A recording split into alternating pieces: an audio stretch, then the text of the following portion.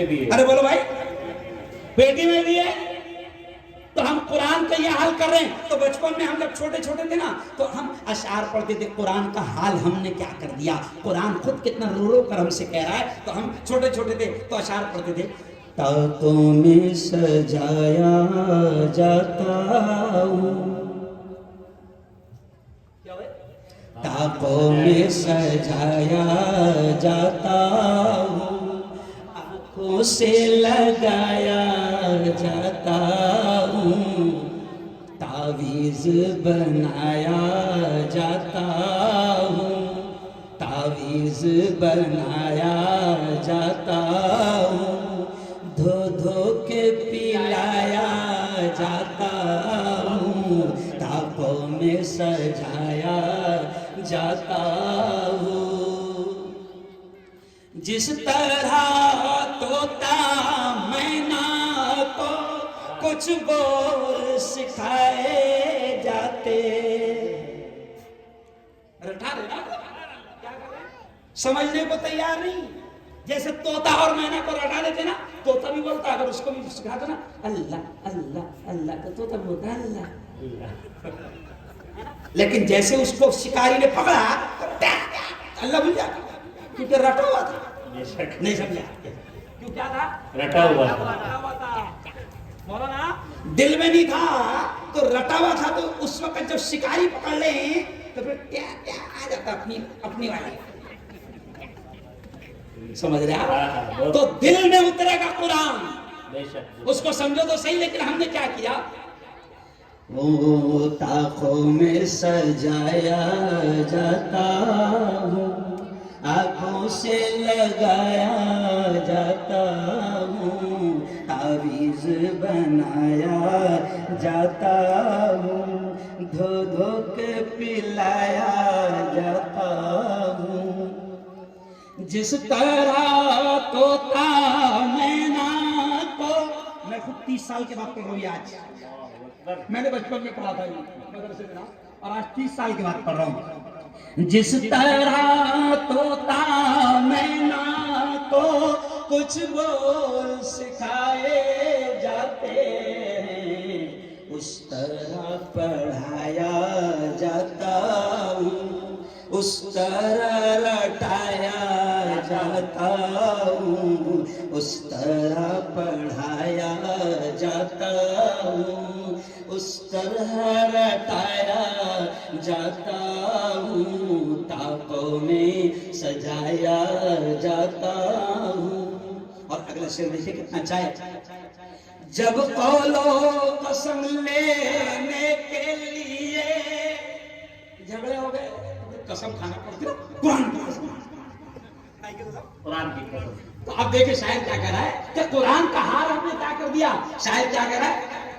جب قول و قسم لینے کے لیے تکرار کی نوبت آتی ہے، پھر میری ضرورت پڑتی ہے، ہاتھوں میں اٹھایا جاتا ہوں، پھر میری ضرورت پڑتی ہے، ہاتھوں میں اٹھایا جاتا ہوں. آج بھی عدالت میں جاؤ تو جج کیا کرتا ہے؟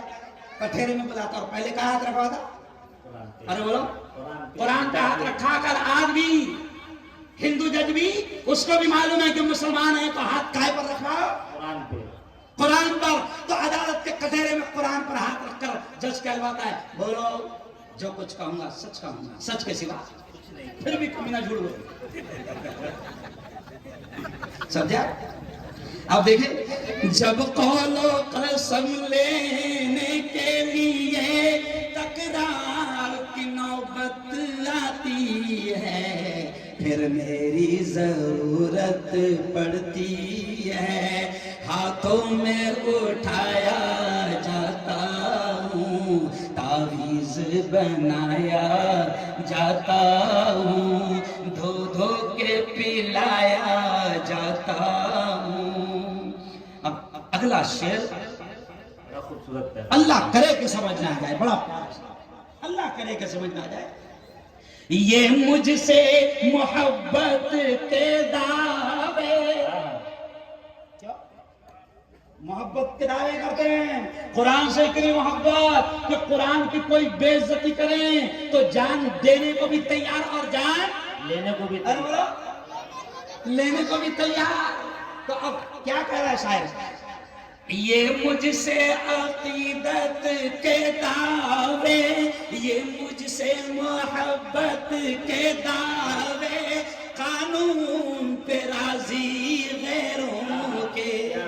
عجیب شعر ہے، اللہ کی قسم کیا عجیب شعر ہے، بہت پیاری بات شاعر نے کہہ دی۔ یہ مجھ سے محبت، یعنی قرآن کہتا ہے یہ مجھ سے محبت کے دعوے، قانون پہ راضی غیروں کے، یوں بھی مجھے رسوا کرتے ہیں، ایسے بھی ستایا جاتا ہوں، یوں بھی مجھے رسوا کرتے ہیں، ایسے بھی ستایا جاتا ہوں۔ آج کیا ہوا ہے مولانا؟ گھر میں میاں بیوی کے جھگڑے ہوئے، بات طلاق تک پہنچ گئی، تو اللہ کی نہیں مان رہا، نبی کی نہیں مان رہا، قرآن کی نہیں مان رہا، اور ایک طرف مکار، غدار، جھوٹا، ایک نمبر کا دو نمبری، نہیں سمجھے؟ ایک نمبر کا دو نمبری، ایک نمبر کا دو نمبری مکار۔ کہتا تو قرآن سے بڑا عشق ہے، قرآن کے پیج کو کس نے پھاڑ دیا، قرآن کے پیج کو کس نے پٹاخے میں اڑا دیا تو اس کا خون بڑا کھول جاتا ہے۔ روڑ جا دھرنا آندولن، قرآن کی بے عزتی کیا، گرفتار کرو، کیا بھائی ہوتا رہا تھا؟